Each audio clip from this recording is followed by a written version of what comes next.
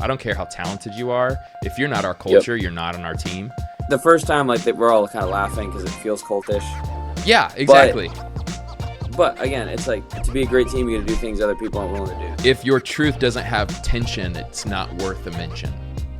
Ooh, right? Like, that's good. That's what teaching is, and I love that about your teaching. It's like all like true wisdom. There's a piece of tension there that we have to actually often not solve. When I discovered that like systems and spirituality aren't like at odds, it's like it allows me to almost embrace new ideas, tweak, clarify.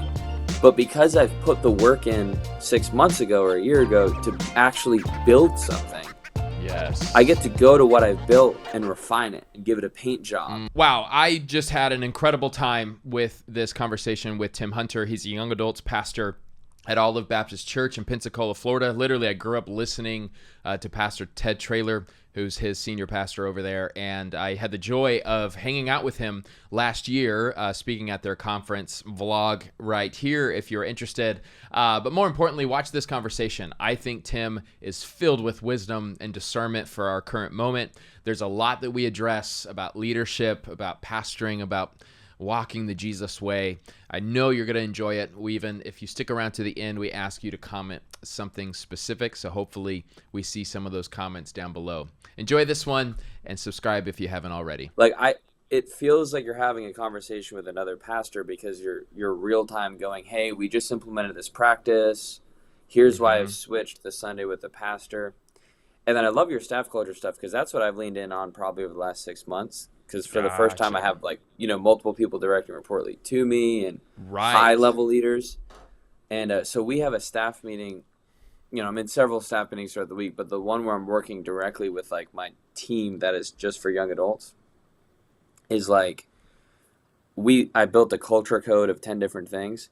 Ooh, and people laugh at us. We start the meeting and you say it, reading it out loud.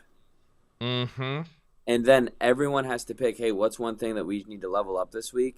That one we then pick if there's some sort of consensus. And then basically after that, we're praying to be kind of form more into that. So that's how you start. Yes. I love that. Yeah, it's the first time we're all kind of laughing because it feels cultish. Yeah, exactly. But again, it's like to be a team that, to be a great team, you got to do things other people aren't willing to do. So, that has been and leaders set the tone, right? If this isn't awkward for you, it's not going to be awkward for them. Right. And one thing I literally processed last night because I was coming back from this conference and I'm like, we've got like team huddles for our volunteers. I know you do the same thing. And I'm looking at my notes. I jotted down, but it's basically I want to, when I get with my team, whether it's a volunteer huddle or with a staff huddle, it's like I want to set the tone through energy, expectancy, and excellence. So I want to make sure we bring the energy. I want to get with my team, and again, I love your tone. It's like you set the tone as a leader. And then I want to create some sort of spiritual expectancy and expectancy for vision. So I feel like that as like a leader we bring to the table is like, yeah, we can get caught in the doer mindset. Right. But hey, here's what's coming down the road as far as where we're taking our people. If I'm previewing the night, it's like, guys, this is what I'm preaching on, but this is what we're asking God to do. There's going to be people who walk in here to, always expectancy and then excellence. It's like, hey, let's remember, let's not block the welcome desk. Just a handle of excellency. I think sometimes you'll see a huddle or a meeting where you only do one of the three, and these just came to me, so I'm like, I might be stealing from some. I don't think I am. It just popped in my mind. I jotted it down, but it's like you'll see some huddles or staff meetings where it's like full energy. Yeah. This is awesome. But there's like, what are we supposed to do? And then it feels like you're just observing a more passionate leader than you. And I feel like people get lost. You know what I mean? Like, oh, that's Greg. He's so passionate. Isn't that so good?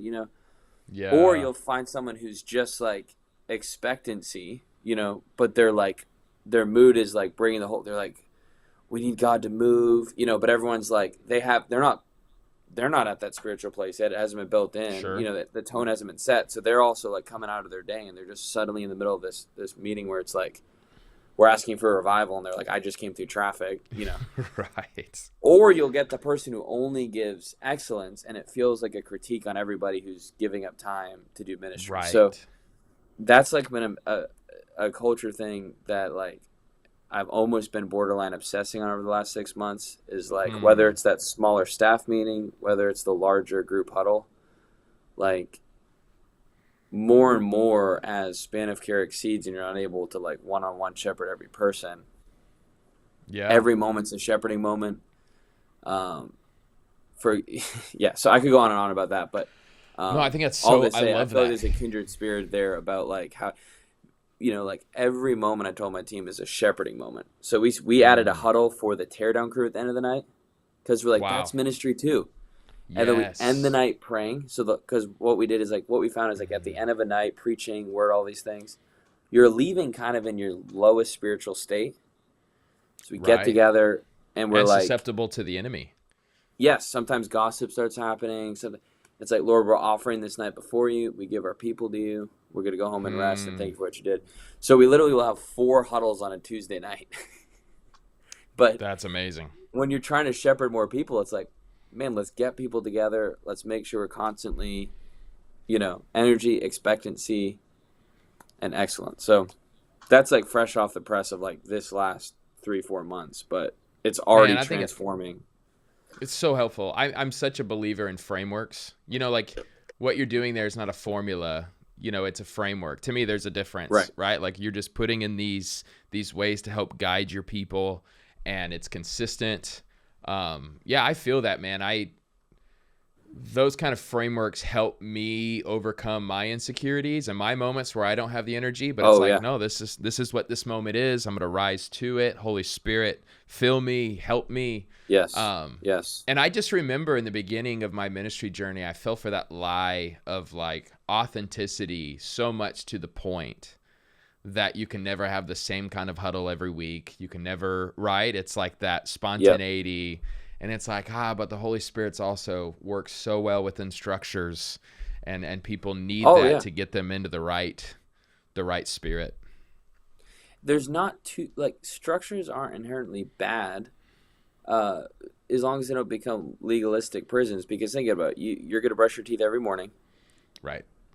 You're going to have, unless I know you're very good at fasting, you know, but I don't want to make you lose your reward, but it's, you know, you got breakfast, lunch, dinner, you know what I mean? Like even the people are like, you know, I think authenticity becomes special when, for, you know, you followed a huddle formula for 30 times in a row. Yeah. You go, guys, today we're not even going to do that. Sure. We're just not. Sure. We're just going to sit here in silence and ask God to move. But I don't know if have you read Mac Lake at all? Bro, I was messaging him this past week. So yes. Oh, dude. Love Mac. So I've only gone through. Oh, also, let me also say this. We have a lady at our church. I call her a lady. She's my age. I think maybe we're at the lady, you know. Call her a lady. I have so many questions theologically about what you just said. We have a girl at our church. I said I just called her a lady. We have a girl at our church. She edits for Mac Lake. So she's also the one who edited my book. But I won't say her name just because I just botched all of that. So anyways, keep going. Yeah. No. Which one did you read? So I read the green one. I think it's. So I'm going through each book with my team. Each month we go through either a book on formation, leadership, or theology. Dude, same paradigm for me. That's how I read all my books. Keep going. Oh, this is why we're friends. But he was so we're like reading What Does It Mean to a Protestant Now, but we read Praying Leaders last month, and we started with Mac Lake, which we'll be back to next month, and I'm just going to go through that 4-part series. So I think it was the Leading Others one. Yeah. And he had this great line in there, or really it was a whole paradigm about like people don't want to follow leaders who are always changing. Because it feels abrupt, because you've thought about it for 6 months. And I even had some feedback from some of my leaders, like, dear amazing people. But we're like, hey, can you give us more of a heads up? And I'm like, I gave you a heads up. I gave you like 3 months heads up. But I had thought about it for 6 months. I had read about it. and they're like, it feels like whiplash, not shepherding, Interesting. not leading, not care. So that was one of his most helpful things, because I'm like you said, that authenticity can sometimes be an excuse for an obsession with constantly changing things because Yeah. we're in a desperation to see things work. I feel like your Hmm. last talk in here, you had a good talk about that, where, or maybe it was the guy you had on, but it was like, you don't always have to constantly change things. Yeah. Sometimes you can Yeah. set a So structure. yeah, the Predictable Success book talks about it too. It's insane how that book talks about organizations. I don't think he's a Christian. If he is, it's not for Christians. But like it Yep. totally lays perfectly over church structures and church organizations. And so Uh-huh. many, especially planters, can never get out of the fun stage. It's kind of like the quick translation is like the mom and pop shop. And it's like sometimes the mom and pop shop doesn't want to franchise. So like that's why I Sure. also like, hey, maybe like some people are wired just to do the mom and pop. And I think Yep. that's okay. Like I think a city is better if we had 1,000 mom and pops versus one Walmart, right? Like, Oh, so not 100%. against Yeah, those yeah. at all. I like a bodega, in New York City, but he was arguing in the book, and that's what we were talking about with Andy a little bit. The fun stage, people like pastors think it's fun to keep changing. We're going to change the vision again. We're going to change this. We're going to change that. Yeah. Let's keep tweaking. And you never get to the level of a system where there's constancy and consistency. Yep. Larry Osborne gives. Have you ever read his stuff or know of him? So I'm reading Sticky Church right now, Oh, great. which It which might be in there. it that model is actually how we do our Sunday morning small groups. And I found out, like, the whole, like, you're discussing the sermon. I guess he was like the Yep. first guy who did that, and so I'm Yeah. reading it, seeing if I can get it better. Yeah. Yeah, we did that. We do sermon-based Yeah. discussion in our together groups throughout the week, and Sticky Church convinced me of that like 15 years ago. But he also has a really good illustration where he talks about like liking a mom and pop shop. Say there's this restaurant, the food's really good, but nothing else is consistent. So like you might not be Yep. weighted right away, or the lady might smell, or the forks. Like there's just so many inconsistencies and things change and the Mm-hmm. menu changes where it's like you go to it because you have a bond to it, but you don't bring your friends because you just don't know which day this is going to be. Mm-hmm. And so I think for leaders, we create that constancy, especially in a world that is, Mm-hmm. goes to and fro. We are able to be that stability. I think a lot about like the Mm-hmm. Psalm 112 man, where in Psalm 112 it says that he doesn't fear bad news, like he's not Yep. easily shaken. Like to me, Yep. that's the presence of a leader, but it's not just our presence, which I think is first and foremost, or else all of this stuff is just manipulation tactics. But also, to some extent, our systems are not easily Yes. shaken. We're able to withstand certain scenarios and problems because we've been able to create that kind of environment for people. And just like you said with habits Yep. are so beautiful because we make, like, I just read John Ortberg's Steps book, which I think is really good. But he Mm-hmm. talks about how we make, I don't know the stats, like 5,000 decisions per day. It might be double that, whatever it is. But Right. habits help us not get overwhelmed in life because it makes those decisions for us. Like my kids are still like, oh, I have to Yes. brush my Yep. teeth. Now we're like, as I'm brushing my teeth, I'm thinking and praying and doing these other things. So it's like in reality, when we create these systems over and over, it actually enables us to rise above that Yes. circumstance and gives us the awareness of what God's actually doing in this room. I love it. I mean, so a couple of things there. One of the things is, it's so, if you pay close attention to you as a leader, it makes sense that you're starting to perfect systems because you're so into spiritual Mm, formation. And yeah. spiritual I formation have is personal simply a systems. system for the soul. I Mm-hmm. mean, that's literally what.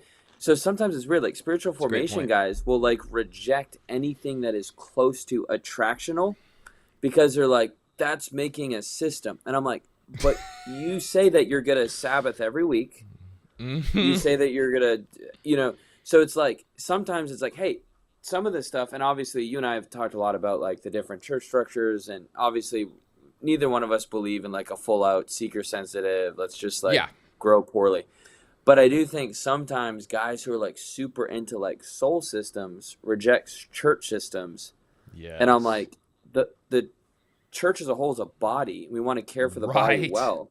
You know what I mean? So just like you would have a system for Sabbath or generosity or scripture, things like that, Yeah. silence, man, have a system for how you're going to make sure guests feel welcome to the family of God. Have a system for how you Mm-hmm. want your leaders to level up in competency. Have a system in the way that your service flows, right? Totally. I mean, you had just read, we never did this, but we should Yeah, have. yeah. You read Will Mancini's book. Which one was that? The Uh, future church. Future Church. And he argues the lower room, upper room, right? That's him in that book. Yes.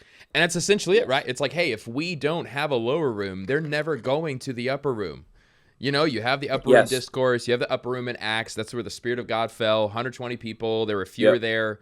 But you need a lower room for them to even know where the stairs are located to go up. And so that's where I was hitting my head against the wall, launching in 2016, thinking, how come I can't get traction? And I was just focused on the upper room with no easy framework for people to see where the front door is on the first level.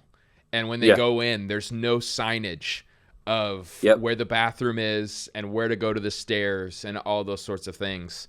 And Yep. reality had to hit me. I had to like lose a lot, and partially was all things 2020, but it's like, whoa, I have to fix this. We gotta. It's because of the upper room that I'm investing so much on the lower room, and I think that's the And priorities we need to yeah, maintain. 2020 Trey was like really into system for the soul. Yeah, totally. And you're like, I need to build a system for a church. But if you notice, there's the inverse where it's like the system for the church tendency can neglect system for the soul.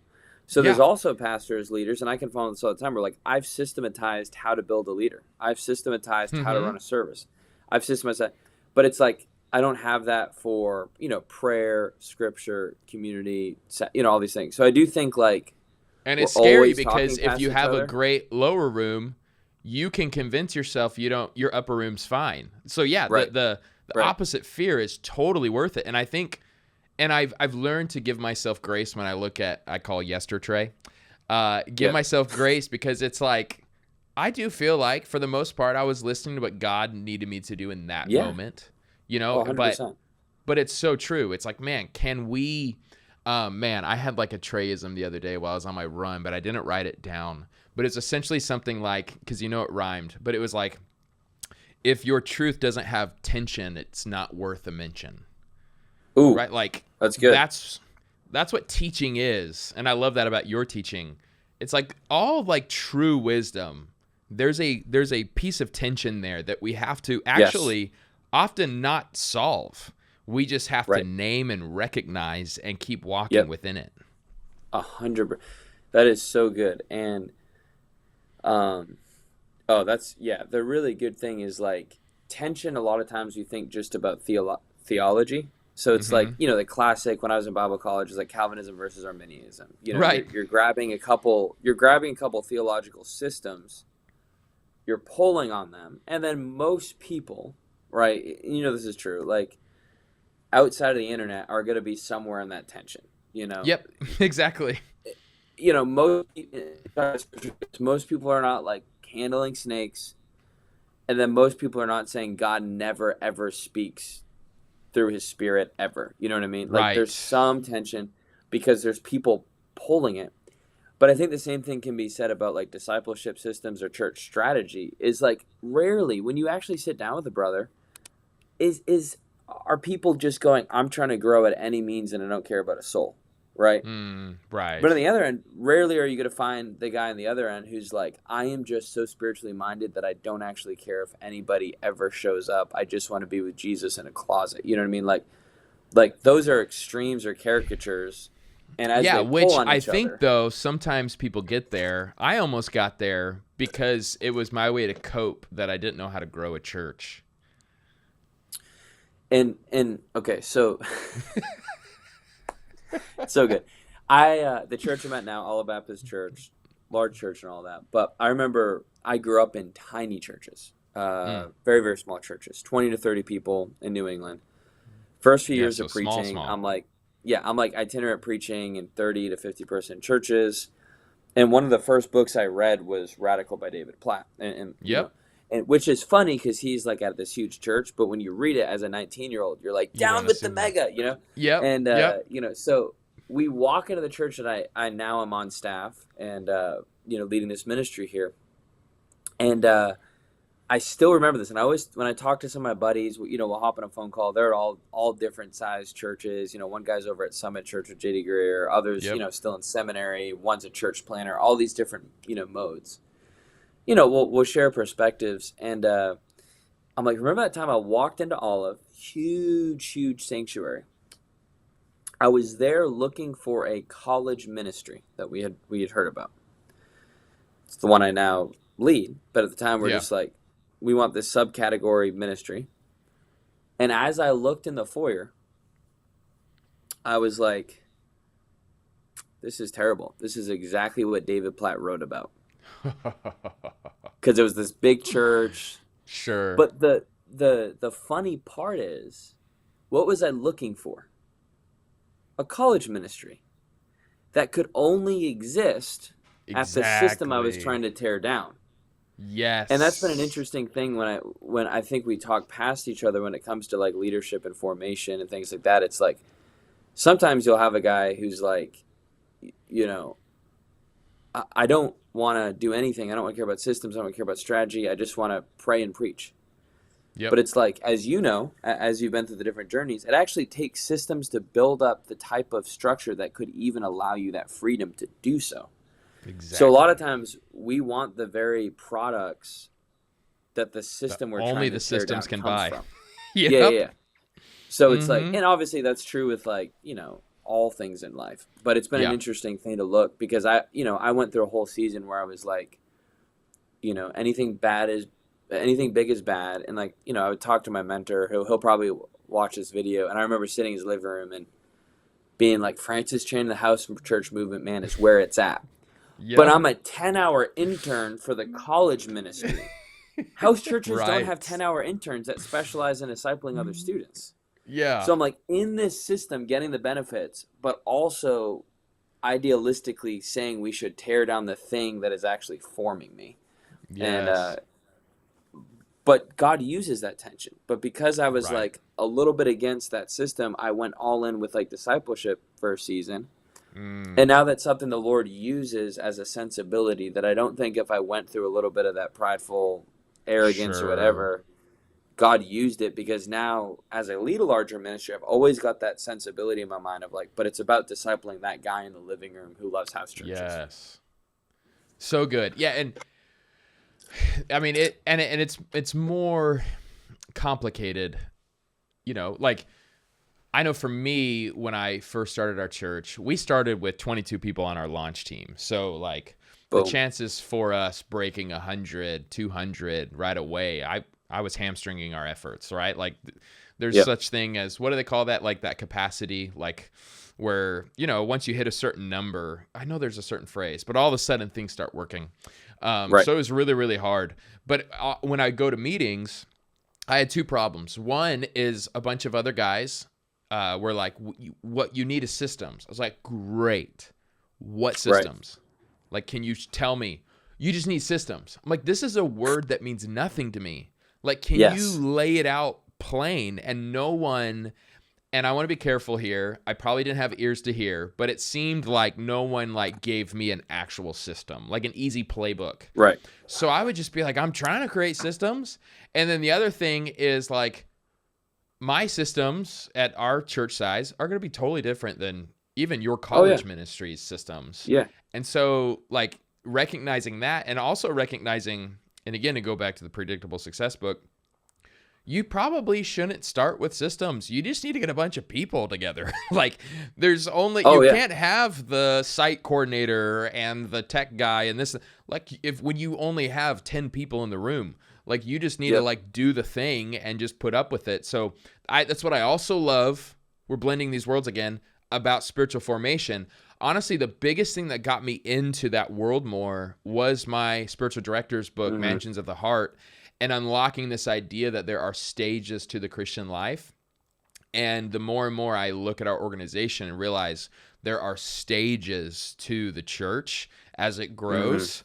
And there's stages to parenting. There's stages to everything. And so much of wisdom and discernment is like, cool, my friend down the road is doing this, but they're, 30 years older than us. They have 500 more people than we do. We're portable. They're not. So I can't just take and copy paste what they're doing. Plug and play. Yeah. To what I'm doing. That's not it either. So I get why that's like a little more complicated, but I have been thinking through and been sharing with some pastor friends, like, here is a like baseline system. If you start with that, you can really grow off of it.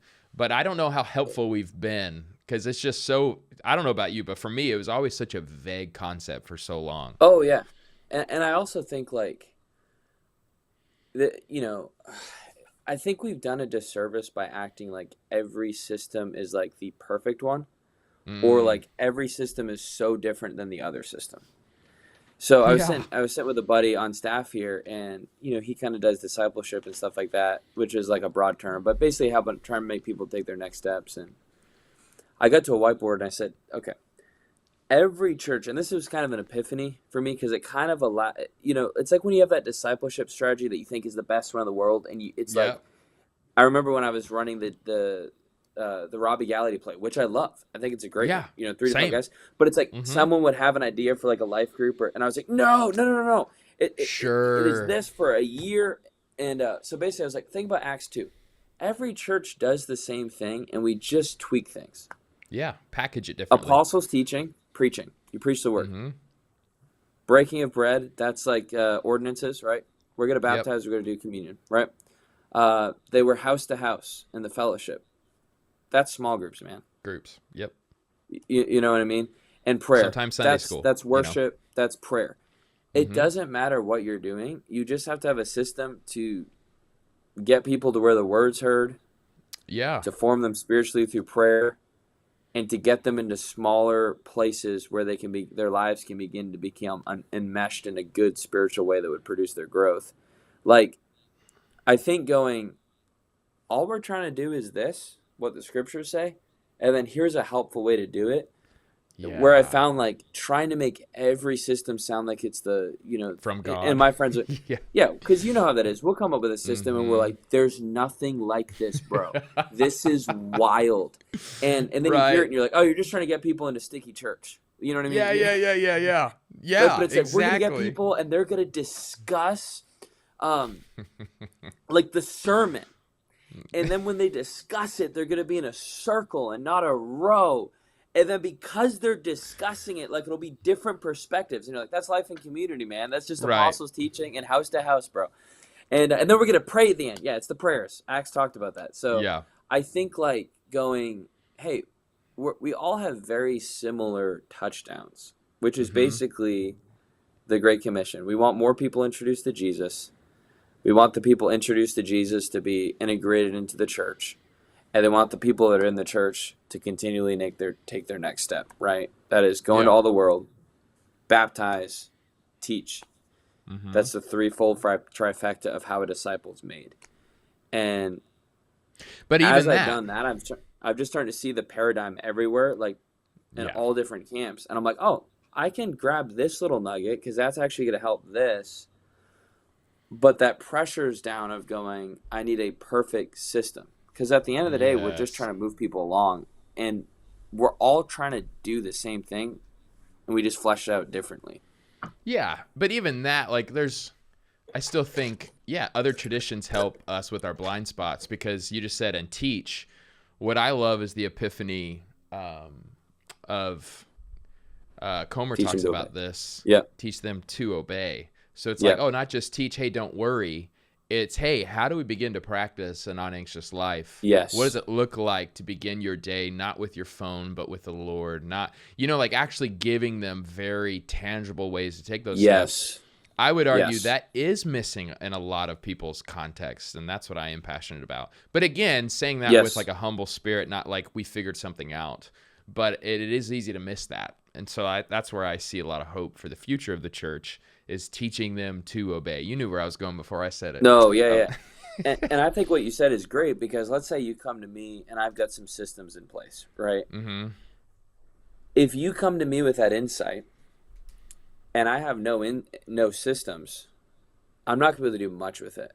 Great But point. because I have those, if I have those building blocks and those collectors of people and the way that we're having people already like, and I want to, in a second, remind me, I want to talk about, I just learned this from a guy, but like the difference between a funnel and a Yeah. flywheel, because I think you'll love that, Oh, because I sweet. see you doing it.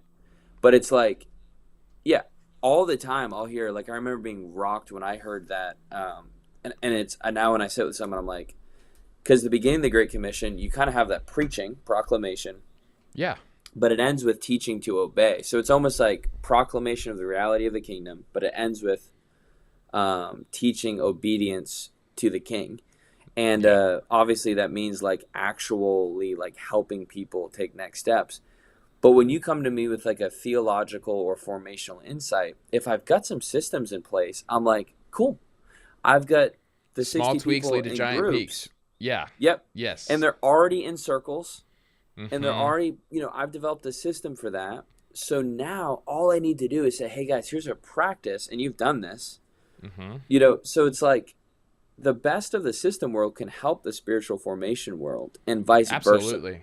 Yeah. Yeah, and I would say too, the future. I love the phrase "the future is local," because the beautiful thing is we can take all these systems, but you do personalize it not just to your city, which you have to, Yes. not just to the cultural moment. So when I'm reading Spurgeon, I'm also making some principalizing bridges to the now.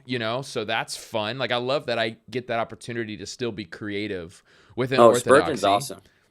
awesome. And like the future's local, it also like, especially at our size church, like I have to be self-aware about me and my wirings and my tendencies, both Yes. good and negative, and call out both, but also champion like God has called me to lead this church. Here are some like values that I Mm-hmm. love and hold on to dearly, and that's going to shape the kind of church we are. It's like we're going to be a little bit Mm-hmm. more nerdy, and that's okay. Like that's just who we are. So I just love that within it there's still, again, we're not saying it's just a Mm-hmm. playbook like copy paste. We have so much like freedom and a voice within what we're doing, Mm-hmm. which is why I just love waking up every day doing what I do, right? Like it's just that my number one value is never stop learning.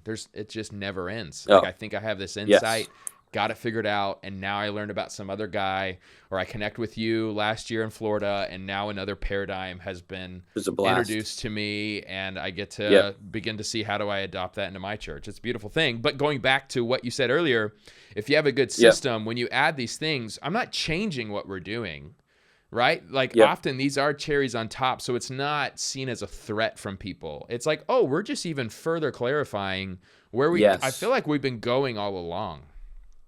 And I feel like that's why it's like, um, and I'm over here taking all sorts of notes on my page, because Same. you're always helping me think through stuff. But it's like I love what you said, because I've seen this happen with your leadership, and I feel like in some ways, like I've been like watching you for a few years, and I'm like kind of, it's funny. I feel like even when we hung out in person, Yeah. and where I am last year, like it's like there's a lot of tendencies, because like there's that same almost pathway we're going through where I'm like a learner, I'm idealistic, things like that. Mm-hmm. I love to think deeply.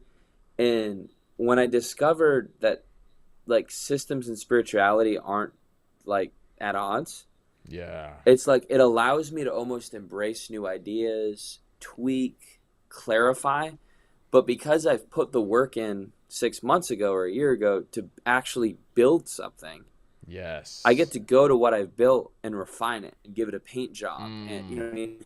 But so many times we're painting a boulder that isn't even a building yet. You know what I mean? Right. And all these things, and it's like, man, let's put the work in. Let's kind of build something that gets us from point A to point B.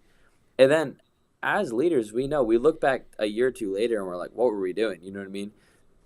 But we actually, moved. And what I think I've been thinking a lot about is like there's strategy, there's culture, and there's systems. Yep. Strategy is who we want to be, right? And that's who you've shaped that for your church in a lot of real ways. Like this is how we want to be. For the ministry I lead, there's like 4 core things that we do. Mm-hmm. We want to follow Jesus together, cultivate community, serve our church, reach our world. Those are, Yep. it's like It's on banners that's everywhere where you're at, and yeah, yep. yeah, that's the scoreboard. If on Tuesday night I preach, those are right behind it. And And even in strategy meetings, it's like, okay, how is that gonna produce this? But then there's culture, which is how are we going to act while we do the strategy? Ah, We've got right. we've got like 10 different culture guides. It's like, we're warm on our welcome. We honor the word.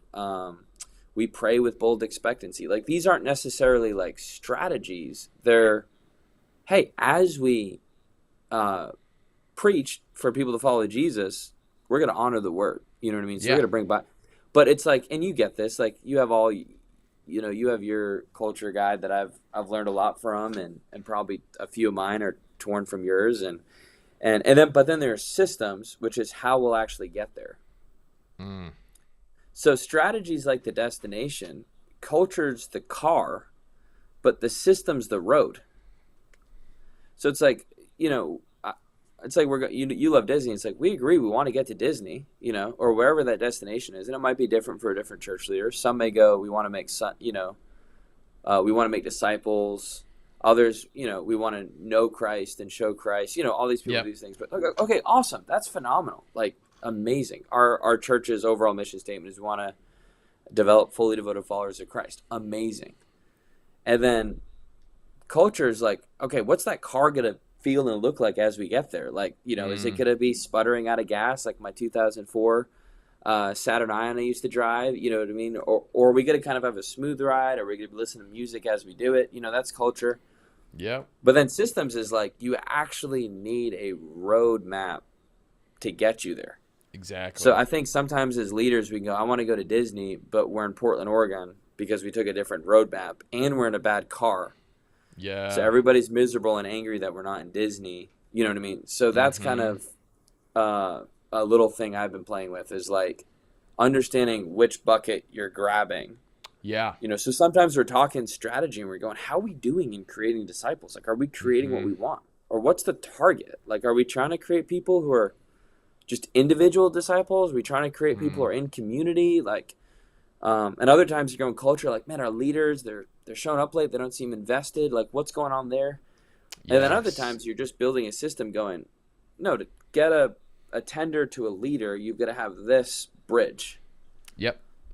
So, but I know, and all that takes so much humility, right? Like, if you don't have humility, then you're just not going to be asking those hard questions.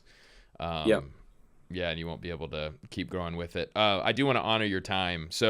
But let's go to funnel flywheel. I'm dying to know. Yeah. Because I saw something recently on a flywheel thing that I've been thinking a lot about, but go for it, brother. What do you have? So have you read Good to Great? Yes. By Jim Collins? Okay. So I read it. It's great. I wasn't smart enough to completely implement it immediately, but I jumped on a call, and I want to honor him. I think his name is Dylan Young. He's from Long Hollow, where Robbie Gallaty's a senior pastor there. He's the young adult pastor.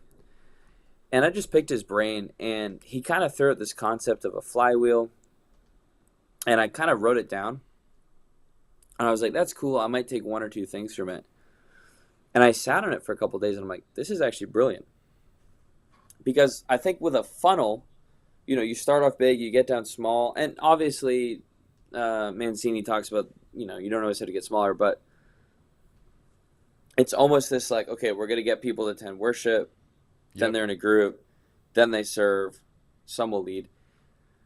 A flywheel is helpful because basically, once that flywheel gets going, it picks up ground, it picks up speed, momentum. And you're actually not doing more work to get better results.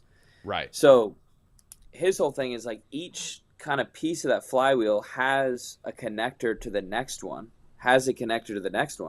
But as you go around, it all leads up. So like, just to give an idea what that looks like, because it might be confusing. It's like for us, our big, that first piece of that flywheel would be an excellent Tuesday night. Mm-hmm. That's that first piece we're rolling, and we're doing all this work to go, what does that look like? Basically has like three things: community, worship, preaching. So we're going to throw out 30 mini systems on how that happens, do a run through. Yep. We meet Dean Powell, won't bore you with that. Okay, we've established that's what we want to do there for people to encounter God. What's the bridge then for that next piece? The next piece to us is intentional Sunday morning groups. So if that's the bridge, we're cutting all announcements except come be shepherded in groups.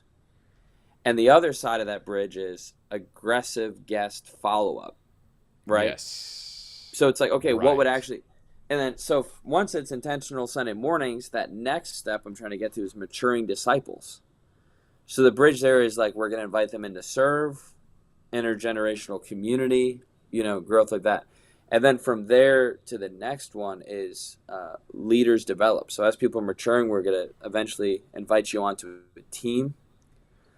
And then that top piece would be champions raised, which again, this doesn't mean every person needs to go through it all. Like for some people, it may just be like a maturing disciple's a win there. You know what I mean? Right. But the whole point is when a maturing disciple is raised, when a champion's raised, someone who has like high leadership capacity, they actually in turn create an excellent Tuesday. Exactly. And then we're back again.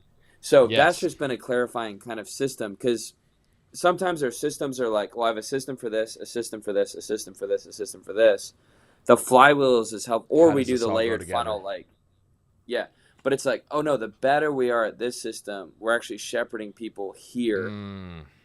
And we're identifying like the bridges, so for us, it's like, okay, what? So now every single element's important, right? Because like church world, we always want to be like, oh, but that's just follow up. No. If we don't do the follow up bridge, we're not getting down to that thing you love. This all connects. That's really good. And for some people, they love to raise like a high capacity leader. Like for the staff I work with, the cool thing I said to them is they sat there, they're like, because I came in on a Monday in our staff meeting, I'm like, we're doing a flywheel, and they're kind of like, what in the world? And I went, you guys went through the flywheel. They came on a Tuesday, and they made it all the way around, and so good that, like, for example, and you would know Anna Grace and Austin and Jack. Yeah, like, so great. I'm like, yep. Now because of you guys, like, for example, Austin led evangelism and had over 1,000 conversations over the semester with a team of 35 that he developed. Wow. I mean, we saw dozens of people baptized, like crazy things.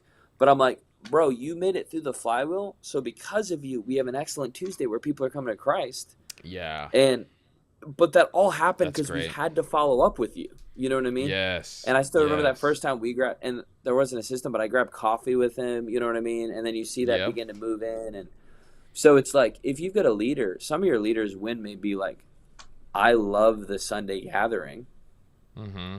Like, I love to worship with the congregation, the multitude. It's like, let's build the flywheel to get back to how that's actually going to be great. So because of that, I need you to actually mature a disciple. So that disciple's reaching, And for others, it's like, man, I just want to mature a disciple. I want to see someone grow in the way of Jesus. It's like, okay, well, let's connect that to raising a leader who's on mission, who will actually create the congregation of which to form. And what you're doing too, and this is a huge temptation in larger churches, and as more we grow, I see it creeping in if we're not careful. When you make a flywheel and keep reminding people how this all fits together, you're resisting the urge to become siloed, right? So like, it's so easy. Yes. Like, I love how you see your ministry ties into the overall vision of all of Baptist. So it's not just your thing, right? And so like a lot of mega churches especially have these silos, and it just becomes this, how does this help with that? So like one thing on our staff side is we meet with all of the key leaders weekly, so that, and we deal with problems in front of the others and solutions and celebrate together, because we see how we're all a part of that flywheel. We're all here making not attenders but disciples, but all of us, there is no, well, we're doing more than you, or we're seeing how we're all on the same team. I love that concept. That's super helpful. That's not at all where I thought you were going, because I've been learning a lot about content flywheels. So it's like when you make a sermon, Unpack the next easy thing is to, so like if you're always going to I'm making a sermon every week no matter what on the weeks I'm preaching. Yep. So that's the beginning.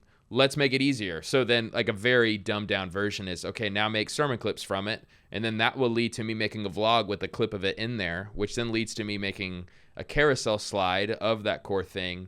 So it's like you take one thing that you're already doing, but then you're perpetuating it with other pieces of content. Oh, that's great. And all of a sudden, so I actually, the person I learned it from, their top one, because they're not a sermon creator, is questions. So anytime people ask questions, it all of a sudden now they make a Twitter post and they answer them. The one who gets the most reposts, they now make that into a video.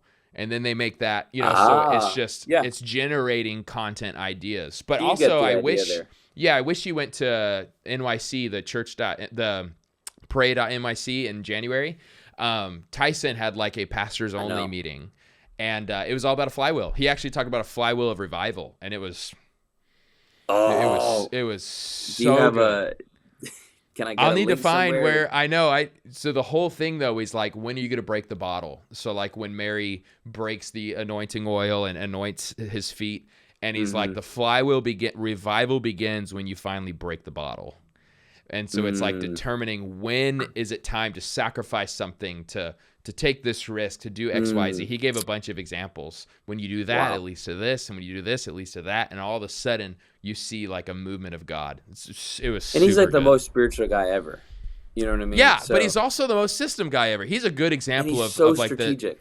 strategic. And I love and we'll be done, but like he pushes back against that self-help, like I'm formation so that I feel like peaceful in my heart. He's like, Okay, no, let's wage war. You know what I'm saying? So Like this he's is so a good at that. This is a whole other conversation we need to have sometime, because this Mm-hmm. is like I think we're talking in church strategy, like how you actually move a disciple along, and how these things like spiritual formation is an odd of like a systematic approach. So I've got a really good buddy in ministry, and he sent me, and I've got this whole thing on my phone of like collecting all these ideas, and it's basically the sermon I need to get to, that I guess is this whole, probably what he was talking about in January, but he just preached it in February or March. It's this whole idea of missional formation. Yeah. And he's like pushing back against what he would see as like some of the unnecessary byproducts of the spiritual formation movement, which would be like a lack of mission. Yep. And a lack of like zeal. And yeah, so I feel like that is a whole other thing we could discuss sometime, where it's like, yeah, spiritual formation is great, but to what end? And, right. And yeah, my mentor always says, and it's cheesy, but I like it. He's like, we're formissional. So it's formation and mission together. Like we must become formissional. Yeah. And so it's so interesting because, and that's one thing one guy said. He goes, I appreciate your voice, because he's like, mostly it's very introverted. The biggest voices of formation right now are high introverts. And he's like, I say this in kindness, and I don't even know if I should say it. Let me say it in a more positive way. It helps that I like have a cowboy for a dad and stuff. He's like, and your version's a little more masculine. Yes. Like, you know what I'm saying? So it's like, and there's a move in the nothing church wrong right with now. those people in my mind, because I think in the context they're in, yada yada yada, and how God wired them. But it is helpful to have a masculine version of formation. In a scriptural version. So I'm sitting there, and it's like, that's good. I'm reading Paul's description of his. I was teaching something. I was teaching on suffering. We did this series called "Forgive Me for Asking," and the last one was the problem of pain and evil. And I almost got cheeky and posted this, but I love and respect that stream. But now I'm going to be cheeky now. But I think you'll get what I'm saying. Yeah. So Paul was like, I was shipwrecked 3 times. I was in constant anxiety because of the pressures of the church on me. And, I was lashed 39 times. But all of this I did, it's a way longer description. All of this I did was basically for the betterment of the church and the mission, basically. Yep. And I was like, oh, Paul right here was just ruthlessly eliminating hurry out of his life. You know what I mean? That kind of tongue-in-cheek is like, yeah, we want to ruthlessly eliminate hurry, which is, we all needed that book and learn from it. Oh, yeah. But so that we can ruthlessly attack sin, ruthlessly advance the mission, ruthlessly seek after God.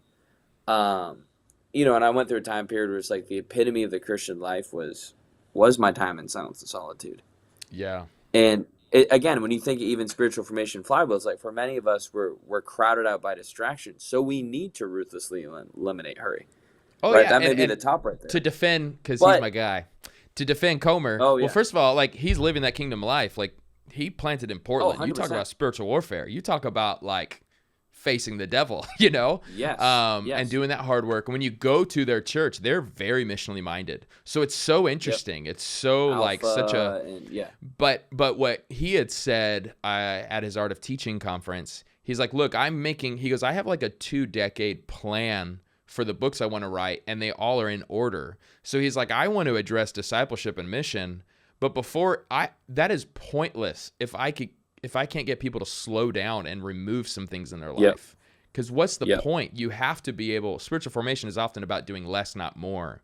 So I think for him, he's like, okay, this is step one, get rid of the hurry, but it's for the sake of, becoming like him, for the sake of the world. So I do think like his voice is helpful. I also think his voice is a helpful critique of a certain way, because before him, tension. It was just all missional and who cares about your prayer life? You'll sleep when you die. So he's helping with that tension. But I think that for us carrying the torch, it's like, let's take both of these values and say them over and over. Like, what is that? What I just 100%. Said earlier. Yeah. Mm-hmm. Because the interesting thing, I know we're going over. So, and we've both been to art of teaching, all those things, and I feel like we're both Southern Baptists, but we're all also drinking from the spiritual formation well, and we're learning systems from like business books. So totally, and I love that tension, because as a shepherd, I'll talk to like a young adult man who is like 21, and say he'll read something like Ruthless Elimination of Hurry, but he may have like a part-time job and 8 credits. Yeah. And I'm like, he thinks it's for him. Understand. Yes, this guy was, the man who wrote it, this pastor that we love, was running the missional movement play. And you remember that, like the Jeff Vanderstelt, like in a secular city, preaching 4 or 5 services a week to a mega church in a dark place. Like, he knows what hard work is. Totally. So the tension there is like, bro, you need to rest. And then, but I also love Tyson just had that quote where he's like, so many young people talk about being burned out when they haven't burned yet. Yes. So it's like, it's constantly going like, these things aren't at war. So it's like, I will read Willard and then I'll read Good to Great, because they don't have to be like contending with one another. They can be, tensioning, so love it. That's why I love you, man. I appreciate you. I love seeing your leadership in action last year. Pensacola has a near and dear place in my heart. Thank you for inviting me. We gotta get you back April, here. Yeah, not in absolutely. like August, because I think I wouldn't have as beautiful of a vision you with came that at humidity. The best time, dude. Like the best week. Like, it was such a grace to me and Jordan, my wife. For the listeners who don't know who that is, but it was just a great awakening. But also, like, I just want to thank you. I don't know how much you know this, but you have a gift of discernment. I think that was clear in this conversation. But like, it's been amazing how often you've spoken things, and we're Baptists, so we're very careful with this, but like, you have spoken things about my future that has come to pass. And I think in part, your encouragements have given me that confidence to take that next risky step, or to believe to do that next thing. So you played like a really integral part of my life and in my pastoral ministry. And we've only known each other for like a year and a half, maybe 2 years. I'm not even sure. You're the creepy green profile pic on the comment section, the sage. But man, I appreciate you a ton, man. I can't speak highly enough of you. I talk about you a lot to my friends. So I am not shocked at how God continues to bless you and your ministry in so many ways, because I just think you have the character to withstand that, and the leadership chops to lead it in the right direction. Oh, well, thank you so much. So honored, and I'm not going to let honor go one way. So like, we've known each other for 2 years, but you've been encouraging me for probably 5 through your YouTube channel. So genuinely, there's been tons of things I've listened to from you that I've applied and all those things. And then when we get to hang out, for all the listeners who listen to Trey but don't hang out, it was one of those things where it's like, I've been watching Trey for a while. What's he going to be like in person? Couple things stood out. You're a straight up preacher, which is one of the reasons I love you, because I love preaching, and my young adults are still talking about how good the preaching it is. Now it's funny, they do say that they think I copy you. So we just both copy the same people. So yes, and it's so like, some of that came through this conversation, but we're pulling from different camps, and very few people are doing that. So, but and then also just hanging out with you and Jordan, it's like, you are the same person in real life who you are behind the screen or on the stage, which was so amazing, because it's like, we have obviously had this conversation, did that conference together, but to hang out off camera, it's like, you love Jesus, you're a shepherd at heart. You love your family, and you're a little bit like a big brother to me, a few years older, and a little bit more down that wisdom path. So grateful for your friendship. Thanks, man. It's a joy. Yes, sir. People, comment down below your favorite takeaway. I think there's a lot of gold nuggets on this one. And comment below if you want to see him again, because that's what I'm rooting for, to get I'd love to come back. Another but I need interview. The people support. But we need the people's support. Yes. That's amazing. And it can't just be my own green profile commenting. Yes. So. All right, grace and peace, everybody. Thank you for watching today's video. This is the video I think you should watch. This is the video YouTube says you should watch.